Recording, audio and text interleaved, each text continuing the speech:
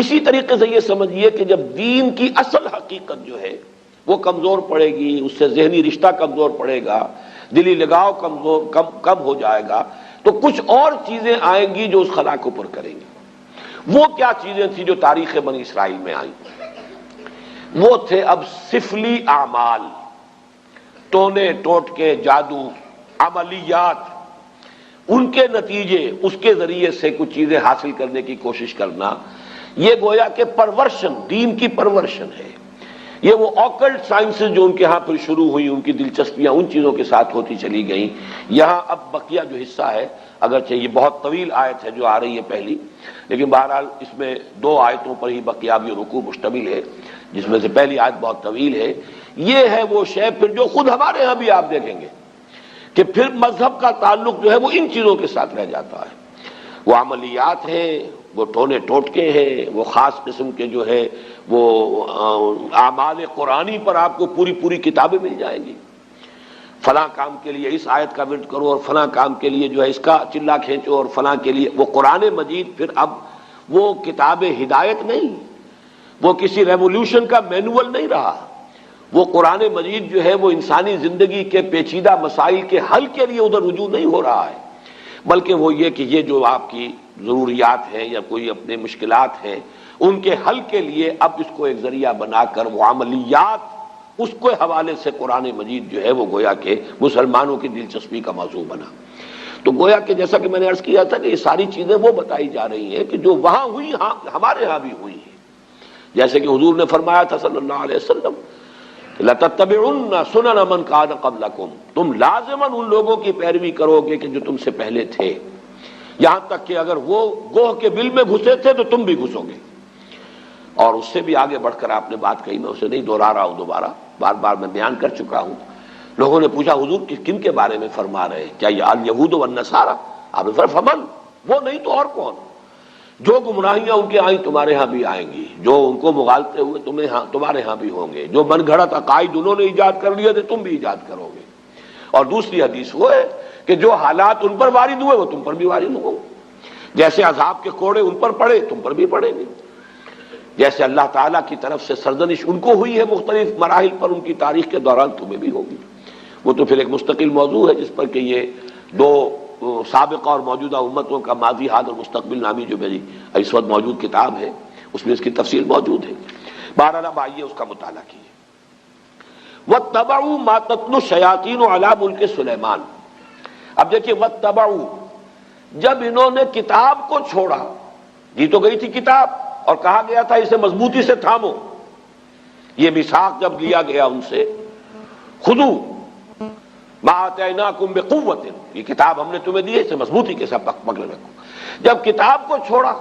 تو جو خلا پیدا ہوا، وَاتَّبَعُوا مَا تَتْلُو الشَّيَاطِينُ عَلَىٰ مُلْكِ سُلَيْمَانَ، پیروی کی انہوں نے، اتباع کیا انہوں نے اس شے کا کہ جس کی پیروی کر رہے تھے، جس کے پیچھے پڑے ہوئے تھے، جس کا اتباع کر رہے تھے شیاطین، اور شیاطین سے مراد یہاں جنات ہیں، سرکش جنات۔ علی ملک سلیمان، علی ملک سلیمان سے مراد ہے علی عہد ملک سلیمان، سلیمان کی حکومت کے دوران، اس دور میں شیاطین جن چیزوں کے ساتھ دلچسپی رکھتے تھے، جو ان کے معمولات تھے، انہوں نے اس کا اتباع کیا، اس کی پیروی کی۔ اب اس کو نوٹ کر لیجئے کہ چونکہ حضرت سلیمان علیہ السلام کے بارے میں ہمیں معلوم ہے کہ جنات پر اللہ تعالیٰ نے انہیں تسلط عطا کیا تھا، ان کی حکومت اس اعتبار سے تاریخ انسانی میں اس کی کوئی دوسری نظیر نہیں ہے۔ ایک مقام پر قرآن مجید میں ان کی دعا بھی یہ نقل ہوئی ہے کہ اللہ مجھے وہ حکومت عطا فرما جو کسی اور کو تو عطا نہ کرے۔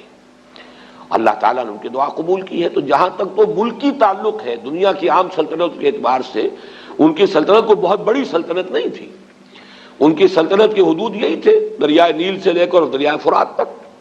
اور اسی کو یہ لوگ اسی لیے کہتے ہیں کہ ہماری میراث ہے یہ گریٹر اسرائیل جو ہے، وہ نائل ٹو یوفریٹ، یہ ہے ہمارا، یہ علاقہ ہے، یہ ہماری میراث ہے، یہ یہاں پر گریٹر اسرائیل قائم کر کے رہیں گے۔ تو حضرت سلیمان علیہ السلام کی حدود مملکت تو کوئی ایسی لمبی چوڑی نہیں، دنیا میں اس سے بڑی بڑی سلطنتیں رہی ہیں، رومن امپائر اس سے کہیں بڑی رہی ہے، خود مسلمانوں کی سلطنت جو ہے وہ اس کا 20 گنا سلطنت جو ہے وہ تو حضرت عثمان کے زمانے میں ہو گئی تھی رضی اللہ تعالیٰ عنہ۔ اسی طریقے سے یہ سلطنت عثمانیہ جو آٹومان امپائر وہ کہیں بڑی تھی، لیکن یہ کہ اس کی جو نظیر جو نہیں ہے کسی اعتبار سے، جو کنٹرول انہیں ہوا پر دیا گیا، یعنی عناصر فطرت کے اوپر بھی جو کنٹرول دیا گیا، اسی طریقے سے جنات پر جو کنٹرول دیا گیا، اسی طریقے سے حیوانات پر، پرندوں پر، ان کو بھی استعمال کرنا، ان کی بولیاں جو ہیں ان کو بھی سمجھنا، یہ چیزیں ہیں در حقیقت ڈائمنشنز جو ہیں ان کے، جو اللہ تعالیٰ نے اقتدار انہیں عطا کیا تھا، اس کے ڈائمنشنز اتنے ہیں، ملٹی ڈائمنشنل، کہ اس کی کوئی دوسری نظیر نہیں ہے تاریخ انسانی کے اندر موجود۔ بہرحال اسی میں چونکہ یہ جنات بھی تھے، اس وقت گویا کہ انسانوں کا اختلاط ان جنات کے ساتھ رہا ہے، اور ان جنات کے اندر جہاں سرکش تھے، ویسے تو یہ کہ وہ سرکش بھی اس وقت تو ان کے تابع تھے، قرآن مجید میں موجود ہے، مقررین بالاسفاد، وہ زنجیروں کے اندر جکڑے ہوئے ہوتے تھے جبکہ کام ان سے لیا جا رہا تھا۔ وہ تو اللہ تعالیٰ نے خصوصی ایک معجزانہ غلبہ ہے جو حضرت سلیمان علیہ السلام کو پر عطا کیا تھا، لیکن ان کا جو اختلاط رہا انسانوں کے ساتھ، اس میں ان شیاطین جن نے یہ عملیات اور سفلیات اور یہ دھندے جو ہے، یہ ان کے ہاں گویا کہ چھوت لگ گئی ان چیزوں کی بنی اسرائیل کو اسی زمانے میں۔ وَاتَّبَعُوا مَا تَتْلُو الشَّيَاطِينُ، یہ لفظ تتلو کو بھی سمجھ لیجئے، یہ تلاوت کا لفظ بھی اسی سے ہے، تلا یتلو تلاوتن، اس کے معنی پڑھنا، اور تلا یتلو تلون، اس کے معنی ہے پیروی کرنا۔ جیسے کہ آتا ہے چاند جو ہے وہ گویا کہ پیچھے پیچھے آتا ہے سورج کے، والشمس وضحاها والقمر اذا تلاها، تلاها سورج کے پیچھے آ رہا ہے، تو اتباع کرنا، پیچھے پیچھے چلنا۔ اور جب ہم تلاوت کرتے ہیں تو گویا کہ دونوں معنی موجود ہوتے ہیں، اس لیے کہ تلاوت میں آپ پڑھ رہے ہیں، وہ تو تلا یتلو تلاوتن ہو گیا، اور تلاوت میں آپ ٹیکسٹ کو فالو کر رہے ہوتے ہیں، بلکہ بعض لوگ جو ہیں تو آپ نے دیکھا ہوگا ان کی انگلی بھی ساتھ ساتھ چل رہی ہوتی ہے، تو گویا کہ وہ ساتھ ساتھ ٹیکسٹ کو فالو کر رہے ہیں، تو یہ دونوں جو مفہوم اس میں شامل ہیں۔ وَاتَّبَعُوا مَا تَتْلُو الشَّيَاطِينُ عَلَىٰ مُلْكِ سُلَيْمَانَ، حضرت سلیمان علیہ السلام کے عہد حکومت میں شیاطین جن چیزوں کے اندر مصروف اور مشغول رہتے تھے، جو ان کے مشغلے تھے، جو ان کی دلچسپیاں تھیں، جس کی وہ پیروی کرتے تھے، اسی کی پیروی کی یہودیوں نے بھی، اور انہی سفلی اعمال کا جو ہے ان کے ہاں چرچا ہو گیا، چلن ہو گیا۔ وَمَا كَفَرَ سُلَيْمَانُ وَلَٰكِنَّ الشَّيَاطِينَ كَفَرُوا، یہاں پر یہ آگے بات بڑھانے سے پہلے اللہ تعالیٰ نے ایک وضاحت فرما دی ہے، اور سلیمان نے ہرگز شرک نہیں کیا، کفر نہیں کیا، بلکہ در حقیقت وہ کفر کرنے والے شیاطین تھے۔ وما کفر سلیمان ولکن الشیاطین کفروا، اور شیاطین تھے جنہوں نے کفر کیا، یعنی اگر اس کی نسبت سلیمان کی طرف کی جا رہی ہے تو غلط ہے۔ آپ کے علم میں ہوگا کہ ہمارے ہاں آج تک بھی یہ جو اعمال وغیرہ ہوتے ہیں نقش سلیمانی کے نام سے خاص تعویذ ہوتے ہیں، یہ وہی روایت چلی آ رہی ہے، حضرت سلیمان علیہ السلام کی طرف منسوب کیا انہوں نے، اور یہودیوں نے خاص طور پر بڑا بڑا ان کے اوپر الزام لگائے ہیں حضرت سلیمان علیہ السلام پر، اور ان کو جادوگر قرار دیا ہے۔ چنانچہ میں یہاں پہ آپ کو مولانا عبد الماجد دریابادی نے جو حوالے دیے ہیں، سلاطین جو ایک یعنی جو چیپٹر ہے تورات کا، اس میں حضرت سلیمان کے بارے میں یہ الفاظ موجود ہیں، اور جب سلیمان بوڑھا ہوا تو اس کی جوروؤں نے اس کے دل کو غیر معبودوں کی طرف مائل کر دیا، اور اس کا دل اپنے خدا کی طرف سے کامل نہ تھا۔ یہ بات حضرت سلیمان کے بارے میں تورات کہہ رہی ہے، معاذ اللہ۔ قرآن مجید میں آپ دیکھیں گے اکثر و بیشتر ایسے جب جملے آ جاتے ہیں کہ جیسے کہ بات چلتے چلتے اچانک ایک بات اللہ تعالیٰ فرما دیتے ہیں، اور اس وقت وہ آدمی کو اگر معلوم نہ ہو تو حیران بھی ہوتا ہے کہ اس بات کے کہنے کی یہاں چندہ ضرورت نہیں تھی۔ جیسے سورہ قاف میں ہے،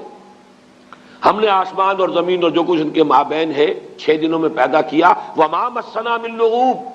اور ہمیں کوئی تکان نہیں طاری ہوئی، ہم پر کوئی تکان طاری نہیں ہوئی۔ مسلمان اس کو پڑھتے ہوئے حیران ہو جائے گا کہ کون شخص ہوگا جو یہ گمان کر سکتا ہے کہ اللہ کو تکان بھی لاحق ہو سکتی ہے۔ تو ایسی بات کی تردید کی ضرورت کیا ہے؟ یہ بات کھلتی کب ہے؟ جب آپ تورات پڑھیں،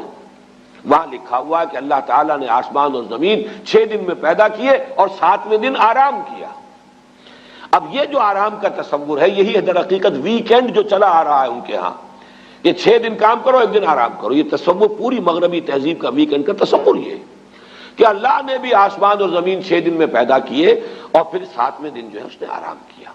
گویا کہ تکان لائق ہوئی۔ وہاں پر اب وہ چلتے چلتے وَلَقَدْ خَلَقْنَا السَّمَاوَاتِ وَالْأَرْضَ وَمَا بَيْنَهُمَا فِي 6 أَيَّامٍ وَمَا مَسَّنَا مِن لُغُوبٍ، ہمیں کوئی تکان طاری نہیں ہوئی۔ اسی طرح کا معاملہ یہاں ہے کہ چونکہ تورات کے مرتبین نے یہ سب کچھ کیا ہے، حضرت سلیمان علیہ السلام کے بارے میں تو میں آپ کو ایک اور جملہ سناتا ہوں، کیونکہ امام طبری نے اپنی اس جو ان کی علامہ ابن جریر طبری نے اپنی تفسیر میں اس کو نقل کیا ہے، وہ بھی میں سناؤں گا، لیکن ایک دوسرا اور بھی قول جو مولانا عبد الماجد دریابادی نے نقل کیا ہے، سو از بس کہ اس کا دل خداوند اسرائیل کے خدا کی جانب سے برگشتہ ہوا، اس لیے خداوند سلیمان پر غضبناک ہوا، اور اس نے اسے حکم دیا تھا کہ وہ اجنبی معبودوں کی پیروی نہ کرے، پر اس نے اپنے خداوند کے حکم کو یاد نہ رکھا۔ وہی کنگز سلاطین نامی جو چیپٹر ہے اولڈ ٹیسٹمنٹ کا، اسی سے یہ دونوں میں نے آپ کو حوالے سنائے ہیں۔ اس کی نفی ہے جو قرآن نے یہاں کیا ہے، وَمَا كَفَرَ سُلَيْمَانُ وَلَٰكِنَّ الشَّيَاطِينَ كَفَرُوا۔ سلیمان تو ہمارے بندے، ہمارے نبی اور ہمارے پسندیدہ بندے،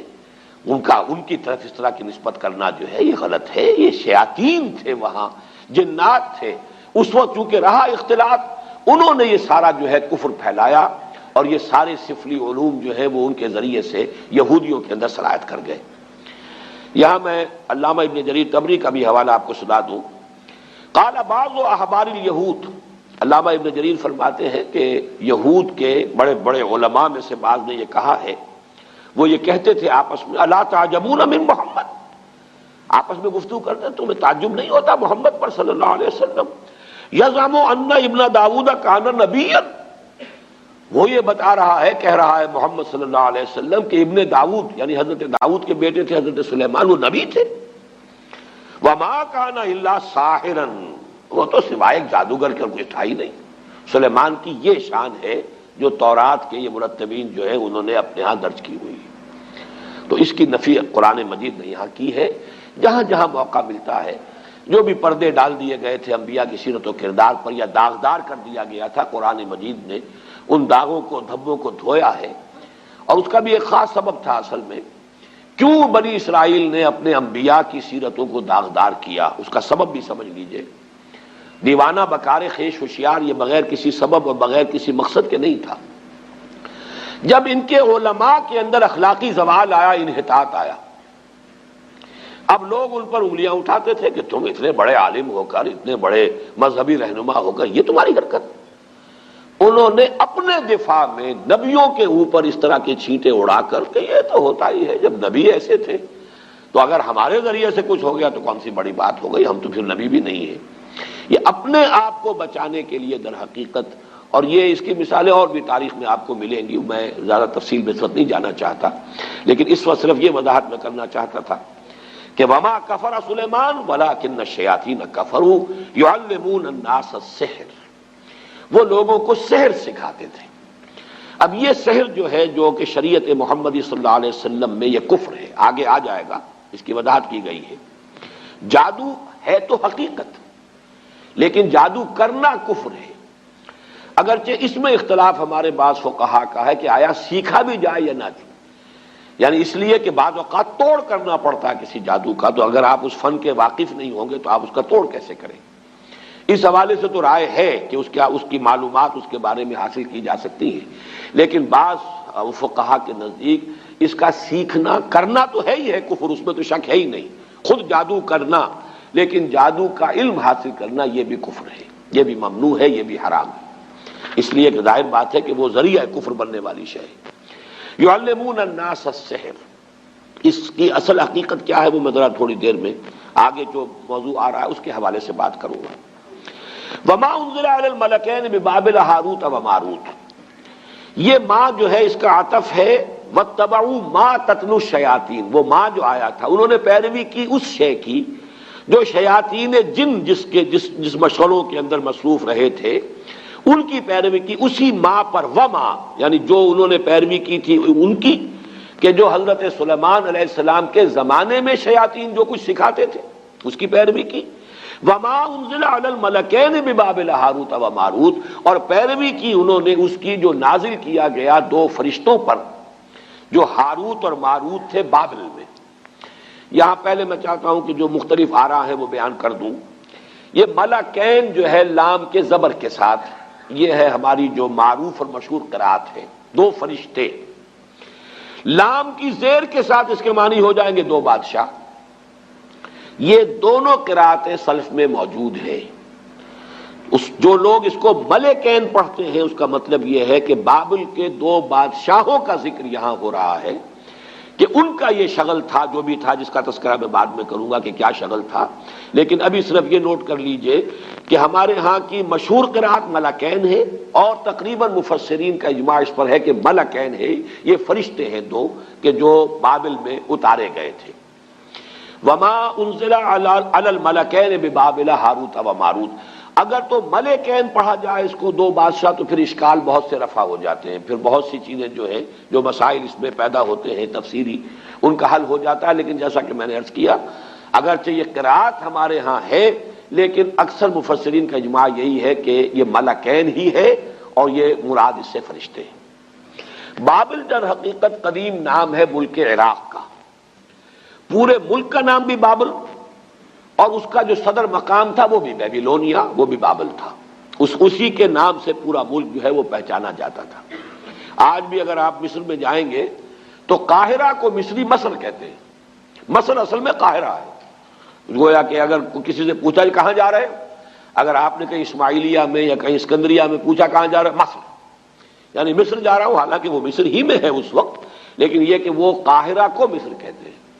اسی طریقے سے یہ بیبیلونیا، یہ بابل جو ہے یہ پورے ملک کا نام بھی تھا اور اس صدر مقام کا بھی۔ یہ صدر مقام جو ہوتا تھا یہ آج کے بغداد سے 60 میل جنوب میں اسی دریائے فرات کے کنارے پر یہ شہر آباد تھا بیبیلونیا۔ تو در حقیقت وہاں چونکہ اب یہ ذہن میں رکھیے کہ فلسطین مغرب میں ہے، شام کا علاقہ ہے، یہ عراق جو ہے یہ اس کے مشرق میں ہے، اس سے مشرق میں پھر ایران ہے۔ ان تین ملکوں کے ساتھ جو ہے معاملہ رہا ہے یہود کی تاریخ کا، کہ یہود پر جب نیبوکڈنیزر جو تھا وہ بادشاہ تھا بیبیلونیا کا، عراق کا، اس نے حملہ کیا تھا 6 صدی قبل مسیح میں، اور اس کے بعد جو اس نے یہ یوں سمجھیے کہ تقریباً حضرت سلیمان علیہ السلام کے 300 برس بعد، حضرت سلیمان کا زمانہ تو یہ تو گویا کہ تاریخ بنی اسرائیل کا جو ان کا گولڈن پیریڈ ہے، سنہری دور، اس کا نقطہ عروج ہے حضرت سلیمان کا دور۔ حضرت سلیمان کے انتقال کے ساتھ ہی ان کی مملکت 2 حصوں میں تقسیم ہو گئی، 2 بیٹوں کے مابین، ایک شمالی اس کا نام اسرائیل تھا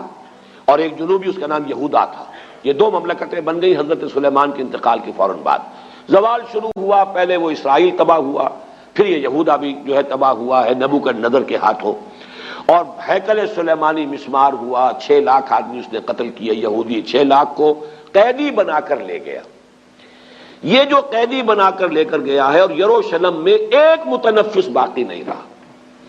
یہ کیپٹیوٹی کا دور جو تھا، اس دور میں انہوں نے جو عراق میں جادو والا معاملہ تھا یہ وہاں پر جا کر سیکھ لیا۔ گویا کہ 2 آتشا ہو گیا یہودیوں کا معاملہ، یہ جنتر منتر، جادو، عملیات، سفلیات، آکلٹ سائنسز ان کی جتنی تھی۔ ایک تو یہ کہ جو پہلے سے فلسطین میں موجود تھا یہ معاملہ، یہ انہوں نے وہاں سے شروع کیا۔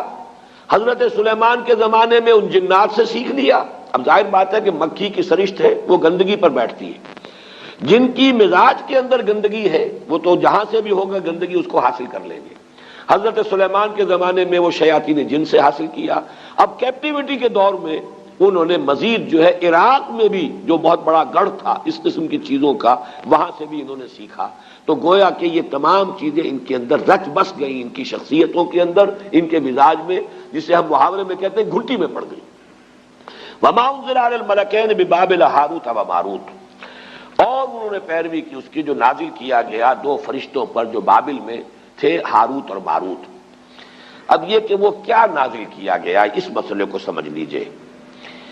ایک رائے تو یہ ہے ہمارے ہاں، ایک تو خیر قصہ بیان ہوتا ہے، وہ قصہ تو ہمارے اکثر مفسرین نے، وہ یہود کی خرافات میں سے ہے، اس کو سب نے رد کیا ہے، لہذا میں اس کا تذکرہ بھی نہیں کرنا چاہتا۔ عام طور پر جو بات کہی جاتی ہے وہ یہ ہے کہ اللہ تعالیٰ کی چونکہ ایک سنت ہے کہ کسی قوم پر عذاب سے پہلے پھر آخری امتحان، کوئی آخری ٹیسٹ، آخری فتنہ کہ جس سے ان کے اندر کتنی کچھ خباثت آ چکی ہو وہ ظاہر ہو جائے. اس کے لیے آزمائش کے لیے اللہ تعالیٰ مختلف صورتیں پیدا فرماتے ہیں. جب ان کے ہاں ان چیزوں کا رواج بہت ہو گیا تو اللہ تعالیٰ نے 2 فرشتوں کو انسانی شکل میں بھیجا، اور وہ فرشتے جو ہیں وہ ان کو کچھ وہ جادو وغیرہ کی تعلیم دیتے تھے، لیکن کہہ دیتے تھے دیکھو یہ کفر ہے، ہم فتنہ ہیں، مت سیکھو. لیکن یہ کہ اگر سیکھنا چاہتے ہو تو ٹھیک ہے، اگر تمہاری طلب یہی ہے، تاکہ معلوم ہو جائے کہ ان کی طلب کس شے کی ہے، ان کی اپنی فطرت کس درجے مسخ ہو چکی ہے. اتمام حجت کے لیے کہ بات واضح ہو جائے، جیسے کہ قرآن مجید میں آتا ہے مختلف مواقع پر کہ اللہ تعالیٰ ان کی رسی دراز کر رہا ہے. کیوں کر رہا ہے؟ تاکہ جو ان کا خبث باطن ہے پورے طور پر ظاہر ہو جائے، تاکہ پھر یہ پوری طرح سزا کے مستوجب ہو جائیں، مستحق ہو جائیں. جو سزا ملے وہ واقعتاً ثابت ہو کہ یہ ان کی خباثت اسی درجے کی تھی کہ اتنی سزا انہیں ملنی چاہیے تھی. اس معنی میں گویا کہ آزمائش کے طور پر، چنانچہ یہاں کے الفاظ پڑھ لیجئے، وَمَا يُعَلِّمَانِ مِنْ أَحَدٍ، اور وہ نہیں سکھاتے تھے کسی کو کچھ بھی، حتیٰ یقولا، یہاں تک کہ وارن کر دیتے تھے، انما نحن فتنۃ فلا تکفر، ہم فتنہ ہیں، آزمائش ہے، تو تم کفر مت کرو، کفر مت سیکھو، کفر سے دلچسپی نہ رکھو. لیکن ان کا حال کیا تھا؟ فَيَتَعَلَّمُونَ مِنْهُمَا، وہ سیکھتے تھے وہ لوگ ان دونوں سے، ان فرشتوں سے،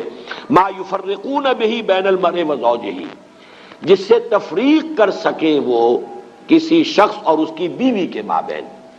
اب سفلیات کا علم جو ہے وہ تو آپ کو معلوم ہے آج بھی جادو ٹونے ٹوٹکے انہی چیزوں میں چلتے ہیں. کسی کے گھر کو اجاڑنا ہے، کسی کے ہاں اولاد نہیں ہو رہی ہے تو وہ دوسرے کے ہاں کی اولاد جو ہے وہ بھی اس کو کھل رہی ہے، اس عورت کو،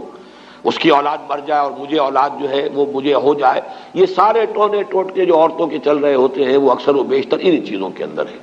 قرآن مجید نے بھی وہی جو سب سے زیادہ دکھتی ہوئی رکھ تھی اسی کو پکڑا ہے. فَيَتَعَلَّمُونَ مِنْهُمَا مَا يُفَرِّقُونَ بِهِ بَيْنَ الْمَرْءِ وَزَوْجِهِ، بجائے اس کے کہ گھروں کو آباد رکھیں، گھر ہنستا بستا ہے، شوہر اور بیوی کے مابین موافقت ہے، یگانگت ہے، گھر آباد ہے، تو بجائے اس کے کہ وہ اس کو دیکھ کر جو ہے خوش ہو، اس کے اندر کوئی فساد پیدا کرنا، کوئی اختلاف پیدا کرنا، ان کے درمیان کوئی دنگا اور لڑائی کی شکل پیدا کرنا، تفرقہ پیدا کر دینا. یہ بھی ہو سکتا ہے کہ کوئی شخص جو ہے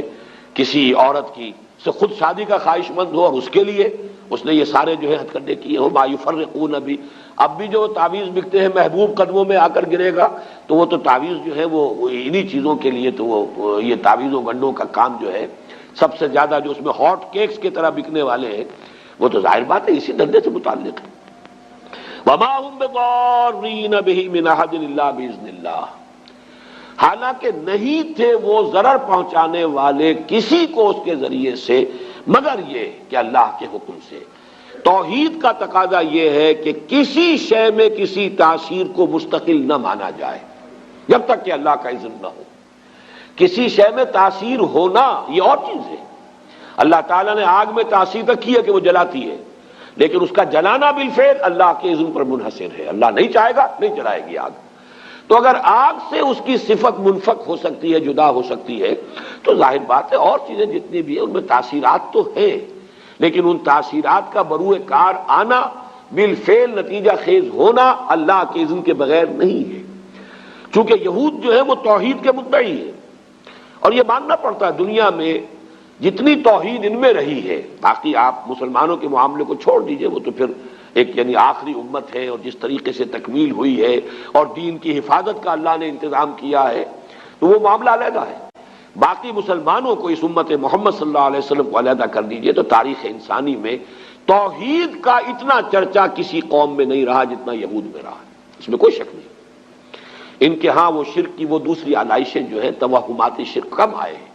لیکن یہ کہ ان معاملات کے اندر اللہ تعالیٰ نے اسی لیے حوالہ دیا کہ توحید کے اگر قائل تھے تو اس کا تو نتیجہ یہ نکلنا چاہیے کہ کسی شے میں کوئی تاثیر بغیر اذن رب اس کا کوئی ظہور نہیں ہو سکتا، نتیجہ خیز نہیں ہو سکتی. لہذا ان معاملات کے اندر دلچسپی لینا در حقیقت توحید کے منافی ہے. وَيَتَعَلَّمُونَ مَا يَضُرُّهُمْ وَلَا يَنفَعُهُمْ، اور وہ سیکھتے تھے وہ چیزیں جو انہیں نقصان پہنچاتی تھی، فائدہ نہیں پہنچاتی تھی. وَلَقَدْ عَلِمُوا لَمَنِ اشْتَرَاهُ مَا لَهُ فِي الْآخِرَةِ مِنْ خَلَاقٍ، حالانکہ وہ خوب جانتے تھے کہ جو کوئی بھی ان چیزوں کو اختیار کرے گا، خریدے گا، ان سے دلچسپی رکھے گا، اس کا آخرت میں کوئی حصہ نہیں۔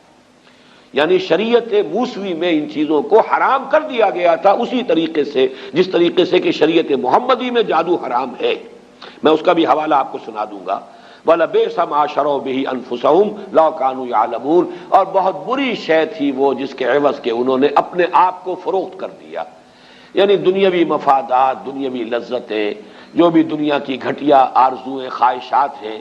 ان کے عوض اپنے مستقبل کو، اپنی آخرت کو، اپنی ابدی زندگی کو برباد کیا۔ وَلَبِئْسَ مَا شَرَوْا بِهِ أَنفُسَهُمْ، گویا کہ اپنے آپ کو بیچ ڈالا، اپنے آپ کو جہنم کا ایندھن بنا دیا ان چیزوں کے لیے، ان کی طلب میں، ان کے حصول کے لیے۔ لَوْ كَانُوا يَعْلَمُونَ، کاش کہ یہ جانتے ہوتے، انہیں علم حقیقی حاصل ہوتا۔ وَلَوْ أَنَّهُمْ آمَنُوا وَاتَّقَوْا لَمَثُوبَةٌ مِّنْ عِندِ اللَّهِ خَيْرٌ، اور اگر اس کے برعکس وہ ایمان اور تقویٰ کی روش اختیار کیے رہتے۔ اب یہ گویا کہ مجھ سے اور آپ سے بھی کہا جا رہا ہے اور امت مسلمہ سے کہا جا رہا ہے کہ بجائے ان چیزوں میں دلچسپی رکھنے کے، اگر ایمان، تقویٰ، جہاد، احسان، جو اللہ نے دین کے لیے، جو یہ مقامات جو ہیں، مقامات بلند جو تمہارے لیے جن کا راستہ کھول دیا ہے، ان کی طرف توجہ رکھو، ان گھٹیا چیزوں کی طرف کوئی میلان نہ ہو، کوئی توجہ نہ ہو۔ وَلَوْ أَنَّهُمْ آمَنُوا وَاتَّقَوْا لَمَثُوبَةٌ مِّنْ عِندِ اللَّهِ خَيْرٌ، تو جو بدلہ اور ثواب اور اجر اللہ کی طرف سے ملتا کتنا بہتر ہوتا۔ لَوْ كَانُوا يَعْلَمُونَ، کاش کہ انہیں معلوم ہوتا۔ میں نے وہ جو عام اس کی جو ایک تفسیر ہے اس کے حوالے سے تو یہ بات پوری کر دی۔ اس موضوع پر یہ کہ کیا چیز تھی جو نازل کی گئی تھی فرشتوں پر، ہاروت اور ماروت پر، اگر انہیں فرشتے ہی مانا جائے جیسا کہ اکثر مفسرین کا اجماع ہے۔ اس موضوع پر میں سمجھتا ہوں کہ مولانا امین احسن اصلاحی صاحب نے جو رائے ظاہر کی ہے وہ بہت مضبوط ہے، قوی ہے، اور وہ یہ ہے کہ اصل میں ایک علم وہ بھی ہے جسے ہم کلمات کی تاثیرات کا علم کہتے ہیں، روحانی اثرات، جیسے مادی چیزیں ہیں، میٹر ہے، فزیکل کمپاؤنڈز ہے، کیمیکل کمپاؤنڈز ہیں، ہر شے کی اپنی پراپرٹیز ہیں، ان کی تاثیرات ہیں۔ ایسے کلمات کے بھی کچھ خواص ہیں، جیسے آپ کو معلوم ہے ساؤنڈ ہے، آواز ہے، اس کی اپنی ایک تاثیر ہے۔ ایک آواز ہے کہ جس سے طبیعت کے اندر انشراح پیدا ہو جاتا ہے، خوشی ہوتی ہے۔ آخر یہ موسیقی میں کیا ہوتا ہے؟ وہی آواز ہے، کسی اور آہنگ میں آئی ہے، دل افسردہ ہو جاتا ہے، غم کی کیفیت طاری ہو جاتی ہے آواز۔ آواز ہی کی تاثیر وہ بھی ہے، آواز ہی کی تاثیر یہ بھی ہے۔ اسی طریقے سے کلمات، ان کی کچھ تاثیرات ہیں۔ ایک تو معنی ہے، اس لفظ کے یہ معنی ہے، اس لفظ کے یہ معنی ہے، اس لفظ کے یہ معنی ہے، اس لیے کہ ہم نے ان الفاظ کو وضع کیا ہے کچھ چیزوں کا مسمى بنا کر، یہ گھڑی ہے، یہ اینک ہے۔ لیکن یہ کہ ان کلمات کی کوئی روحانی تاثیرات بھی ہیں بالفعل،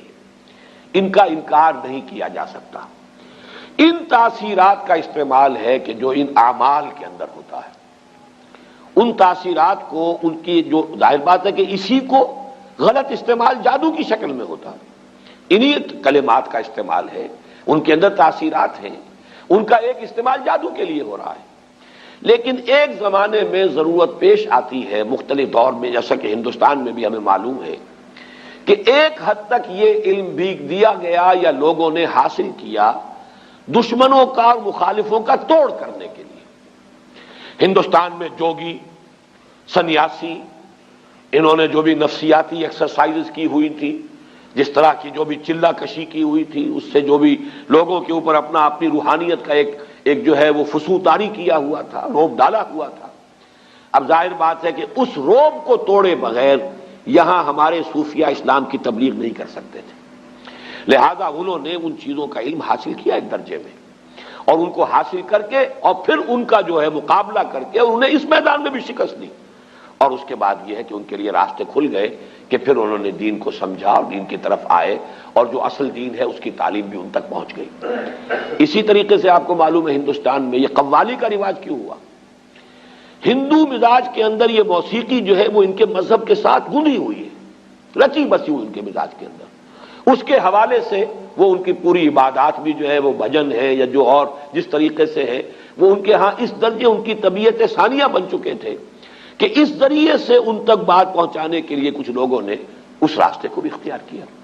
اگرچہ وہ شروع میں جو یہ قوالی ہوتی تھی اس میں یہ مزامیر نہیں ہوتے تھے،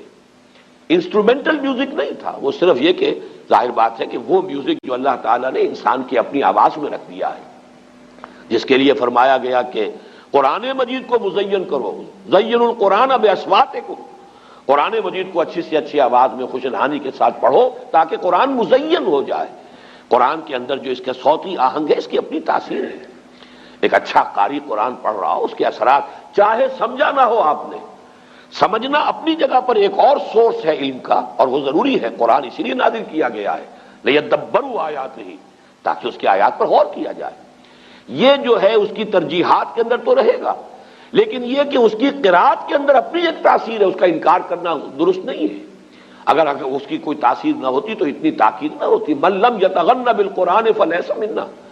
جو قرآن مجید کو اچھی آواز سے حسن صوت سے نہیں پڑھتا وہ ہم میں سے نہیں ہے، اس درجے تاکید۔ بلکہ جیسا کہ حضرت ابو موسیٰ اشعری رضی اللہ تعالیٰ عنہ کی تحسین فرمائی حضور نے کہ ایک رات آپ مدینے میں گلیوں میں جب آپ کچھ گشت فرما رہے تھے تو حضرت ابو موسیٰ اشعری رضی اللہ تعالیٰ عنہ وہ تہجد کی نماز میں قرآن پڑھ رہے تھے، اور اس اللہ تعالیٰ نے انہیں ایسی آواز دی تھی کافی دیر تک حضور وہاں کھڑے سنتے رہے۔ ظاہر بات ہے مکان تو ایسے تو نہیں تھے ہمارے، وہ تو ایک ایک کسی کا کمرہ، ایک ایک کوئی کوٹھڑی ہوتی تھی، حجرات تھے، اس کے اندر جو بھی وہ پڑھ رہے تو باہر گلی میں سنائی دے رہا ہے۔ صبح فجر میں جب ملاقات ہوئی ہے تو پھر حضور نے حضرت ابو موسیٰ سے پھر یہ فرمایا، یا ابا موسیٰ انک قد اوتیت مزمارا من مزامیر آل داؤد، اے ابو موسیٰ آپ کو تمہیں تو اللہ تعالیٰ نے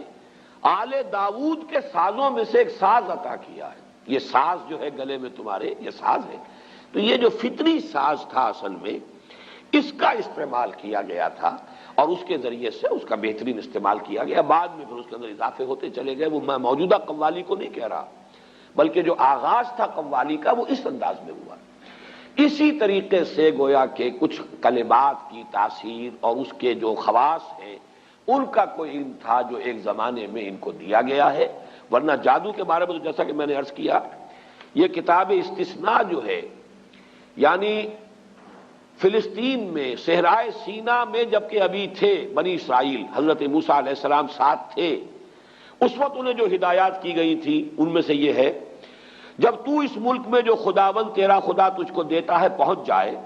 تو وہاں کی قوموں کی طرح مکروہ کام کرنے نہ سیکھنا، تجھ میں ہرگز کوئی ایسا نہ ہو جو اپنے بیٹے یا بیٹی کو آگ میں چلوائے۔ اب دیکھیے یہ عمل آج بھی روافظ کے ہاں یہ آگ پر چلنے کا جو رواج ہے، بعض جو ہے اس طرح کے کرتب دکھائے جاتے ہیں، اور ظاہر بات ہے جو حالات جو ہیں اس سے آپ متاثر ہوتے ہیں، آگ کے اوپر انگاروں کے اوپر چل رہے ہیں۔ یہ اعمال کہاں سے چلے آ رہے ہیں؟ یہ حضرت موسیٰ علیہ السلام کو حضرت مسیح سے 1400 برس قبل یہ بتایا جا رہا ہے، تجھ میں ہرگز کوئی ایسا نہ ہو جو اپنے بیٹے یا بیٹی کو آگ میں چلوائے، یا فال گیری یا شگون نکالنے والا یا افسوگر یا جادوگر یا منتری یا جنات کا آشنا یا رمال یا ساحر ہو، کیونکہ وہ سب جو ایسے کام کرتے ہیں خدا کے نزدیک مکروہ ہیں، اور انہی مکروہات کے سبب سے خداوند تیرا خدا تیرے سامنے سے ان کو نکالنے پر ہے۔ یعنی یہ جو اصل میں فلسطین میں جو قوم آباد تھی، فلسطین حضرت یوشع ابن نون جوشع جو جانشین تھے حضرت موسیٰ علیہ السلام کے، ان کے ہاتھوں جب فتح ہوا ہے تو فلسطین میں جو قومیں اس وقت آباد تھیں ان میں یہ اعمال موجود تھے، لیکن ہوا یہی کہ انہوں نے جا کر وہاں پہ وہ اعمال ان سے سیکھے۔ پھر جب ان کا وہ دور آیا ہے کہ جب حضرت طالوت کو جالوت کے مقابلے کے لیے اللہ کے جو نبی اس وقت سموئیل نبی انہوں نے معین کیا ہے، تو جو اصلاحات ان کے ذریعے سے ہوئی ہیں، اور ساؤل اصل میں نام ہے تورات میں حضرت طالوت کا، ساؤل نے جنات کے آشناؤں اور افسوگروں اور جادوگروں کو ملک سے خارج کر دیا تھا۔ پرج ہوئی ہے جو ان کا جو گولڈن پیریڈ شروع ہوا، حضرت طالوت، حضرت داؤد، حضرت سلیمان، یہ 100 برس ہیں ان کے گولڈن پیریڈ کے، تو یہ پرج کر دی گئی تھی۔ لیکن پھر حضرت سلیمان علیہ السلام کے زمانے میں وہ جنات کے ساتھ جو ان کا خلا ملا ہوا، پھر وہ شیطانی اعمال، سفلی اعمال، وہ جادو، وہ ٹونے ٹوٹکے آ گئے، اور 2 عطشہ ہو گیا معاملہ یہ جب یہ عراق میں رہے، بیبیلونیا میں، کیپٹیوٹی میں، حالت اسیری میں، پھر وہاں پر جو معاملہ اپنی انتہا کو پہنچا تو اللہ تعالیٰ نے پھر وہاں پر جو ہے ان فرشتوں کو جو معروف تفسیر ہے اس کے مطابق فتنہ بنا کر بھیجا، اور دوسری رائے جو مولانا اصلاحی صاحب کی ہے کہ اصل میں وہ فرشتوں پر جو چیز نازل کی گئی تھی بہرحال وہ ساحری جادوگری نہیں ہو سکتی، بلکہ معلوم ہوتا ہے کہ انہی کلمات کے خواص کا علم تھا جو ایک زمانے میں ان کو اس لیے تلقین کیا گیا کہ اس کے ذریعے سے وہ دشمنوں کا توڑ کر سکیں، دشمنوں کا مقابلہ کر سکیں، اس کو صحیح مقصد کے لیے استعمال کر سکیں۔ لیکن جب ان کی ذہنیت مسخ ہوئی، انہوں نے اسی کو برے مقاصد کے لیے، غلط مقاصد کے لیے، جیسے دو دھاری تلوار ہے، آپ اسے کسی اچھے مقصد کے لیے بھی استعمال کر سکتے ہیں، لیکن جب آپ کی اپنی ذہنیت مسخ ہو جائے گی تو اسی کو آپ کسی غلط کام کے لیے استعمال کریں گے، تو پھر وہ ہوتے ہوتے وہ جادوگری اور وہ یہ سفلی اعمال اور آکلٹ سائنسز، ان سب کا معاملہ جو ہے ان کے ہاں رواج پا گیا۔ بس یہ وہ رائے ہے کہ جو میں نے سمجھا کہ وہ میں آپ کے سامنے لے آؤں۔ مجھے مولانا امین احسن اصلاحی صاحب کی اس رائے سے اتفاق ہے۔ باقی اب اصل میں یہ سمجھ لیجئے جو میں نے بات شروع میں عرض کی تھی، علم کے بارے میں قرآن مجید جو واضح کرتا ہے وہ یہ ہے کہ علم صرف دو ہے، تیسری کسی شے کے پیچھے پڑنا یہ در حقیقت اللہ تعالیٰ کے حکم کی خلاف ورزی ہے، یہ جن کو آکلٹ سائنسز کہا جاتا ہے۔ اسی لیے حضور نے فرمایا جس کسی نے کسی نجومی کی بات کی تصدیق کی اس نے میرے لائی ہوئی شے کی تکذیب کی۔ اب یہ چاہے وہ ہاتھوں کی لکیروں کا علم ہو، چاہے وہ اب ہمارے ہاں اس کو بھی سائنس کہہ دیتے ہیں، سائنس آف نمبر، اگرچہ جب اس کو واضح کریں گے تو پھر وہ آکلٹ سائنسز کا لفظ آتا ہے، اور یہ ہاروسکوپس بنے ہوتے ہیں اور یہ جو ہر اخبار کے اندر چلے آ رہے ہیں اور فلاں کا یہ ہے اور فلاں کا وہ ہے، یہ مختلف حوالوں سے جو ہے وہ قسمتیں ہیں، فال گیری ہے، یہ تمام چیزیں جو ہے در حقیقت یہ اس دائرے میں آتی ہیں کہ جن سے دلچسپی رکھنا گویا کہ دین کے مقاصد کے برعکس ہے۔ حضور کے وہ الفاظ ان سب کے اوپر آئیں گے، اگرچہ یہ سب غلط نہیں ہے، ان کے اندر تاثیرات ہیں، حقیقتیں ہیں۔ حقیقت ہونا کسی شے کا اور ہے اور کسی شے کا جائز اور حلال ہونا اور ہے۔ جب قرآن مجید تو شراب کے بارے میں کہتا ہے کہ اس میں کچھ نفع بھی ہے، وَمَنَافِعُ لِلنَّاسِ، لوگوں کے لیے کچھ فائدے ہیں، لیکن اسمہما اکبر من نفعہما، ان کا گناہ کا پہلو جو ہے وہ ان کے نفع کے پہلے سے جوئے کا بھی اور شراب کا بھی وہ زیادہ ہے، لہذا وہ حرام کر دیے گئے۔ تو اسی اعتبار سے ان تمام چیزوں کے اندر جو بھی کوئی تاثیر ہے، کوئی ایفیکٹ ہے، کوئی ہے واقعتاً، وہ اپنی جگہ پر اس کی آپ نفی نہ کریں، لیکن ان سے دلچسپی رکھنا، اس کے پیچھے لگنا، اس میں یقین رکھنا، یہ چیزیں جو ہے پھر انسان کے اندر جس طرح کا ایک وہمی سا مزاج پیدا کر دیتی ہیں، پھر اس کے اندر سے وہ عمل کی جو ایک قوت ہے اور ایک ارادہ اور عزم، اس کو جس طریقے سے دیمک جو ہے لکڑی کو کھا جاتی ہے، اس طریقے سے یہ دلچسپیاں پھر انسان کے اندر سے اس عزم اور ارادے اور جد و جہد اور عمل اس سے انسان کو جو ہے بیگانہ کر دیتی ہیں۔ تو ان کو ہمارے ہاں حرام قرار دیا گیا۔ تو علم دو کون سے ہیں؟ یا ایک علم وہ ہے جو آپ نے تجرباتی علم حاصل کیا، ان السمع والبصر والفؤاد کل اولئک کان عنہ مسئولا، اسی لیے وہاں فرمایا گیا ولا تقف ما لیس لک بہ علم، مت پیچھے پڑو، مت دلچسپی رکھو ان چیزوں سے جس کے لیے تمہارے پاس کوئی علم نہیں، اس لیے کہ علم کے لیے اللہ تعالیٰ نے تمہیں جو ذرائع دیے ہیں، ان السمع والبصر والفؤاد کل اولئک کان عنہ مسئولا۔ اور اس مرتبہ جو منتخب نصاب کا درس میں نے مکمل کیا ہے، میں واضح کر چکا ہوں اپنی رائے کہ فؤاد کا ترجمہ جو عام طور پر دل کیا گیا مجھے اختلاف ہے۔ میرے نزدیک فؤاد جو ہے در حقیقت وہ یہ عقل ہے۔ فائدہ ہوتا ہے کسی شے سے کوئی شے اخذ کر لینا۔ آپ نے دیکھا ہوگا پرانے زمانے کی کتابوں میں کوئی چیز لکھی گئی، اس کے بعد فے کا ایک نشان ڈال کر اب کوئی آگے جملہ آ رہا، فے یعنی فائدہ۔ اس بات سے یہ ایک نتیجہ یہ نکل رہا ہے، اس کو پلے باندھتے چلو، یہ فائدہ جو ہے یہاں سے حاصل کر لو پھر آگے بڑھو، تو وہ فے لگا ہوتا فائدہ کے لیے۔ فائدہ کیا ہے کہ آپ نے جو بھی سینس ڈیٹا آپ کو حاصل ہوا اور آپ نے اس کو پروسیس کر کے اسے نتیجہ نکالا، یہ ہے در حقیقت یہ فؤاد کا کام ہے۔ یہ ہے انسان کا ایکوائرڈ نالج، اکتسابی علم۔ دوسرا علم ہے وحی کا جو اللہ کی طرف سے گیون ہے، یہ ریویلڈ نالج ہے، اس کے لیے ہم قرآن اور سنت، اس لیے کہ سنت کو ہم سمجھتے ہیں کہ وحی جو ہے وحی جلی بھی ہے، وحی خفی بھی ہے۔ حضور صلی اللہ علیہ وسلم کو قرآن بھی دیا گیا ہے اور اللہ تعالیٰ کی طرف سے آپ کو اور بھی وحی خفی ہوتی تھی، اور وہ آپ کو جو سنت سے جو چیز ثابت ہو جائے گی یا وہ ہے اور یا پھر وہ شے جو ہمارے تجرباتی علوم اور ہماری عقل اور ہماری سمع اور بصر کے نتیجے میں جو چیز حاصل ہوئی۔ یہ دو علم ہیں، ولا تقف ما لیس لک بہ علم ان السمع والبصر والفؤاد کل اولئک کان عنہ مسئولا۔ یا علم ہے قرآن اور سنت کا علم، یا اس سے استنباط، اس سے استدلال، عقل یہاں بھی لگے گی، اجتہاد جو ہے وہ عقل ہے، قرآن اور سنت کی بنیادی جو چیزیں ہیں ان سے استنباط کرنا، استدلال کرنا، قیاس کر کے نئی صورتحال کے بارے میں حکم جو ہے اس سے نکالنا، یہ عقل کا استعمال ہو جائے گا۔ لیکن سورسز یا ریویل نالج، وحی خفی وحی جلی، لیکن وحی خفی نبی کی، کسی اور ولی اللہ کی وحی خفی جو ہے وہ حجت نہیں ہے۔ کوئی بڑے سے بڑا ولی ہو،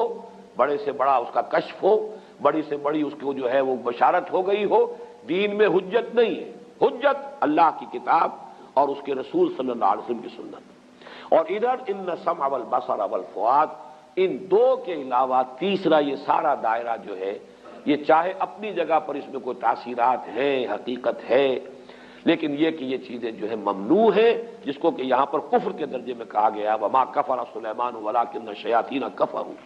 اور جو آخری الفاظ تھے وَلَقَدْ عَلِمُوا لَمَنِ اشْتَرَاهُ مَا لَهُ فِي الْآخِرَةِ مِنْ خَلَاقٍ۔ میں نے آپ کو کتاب استثناء ڈیوٹرانومی کا وہ اقتباس بھی سنا دیا ہے،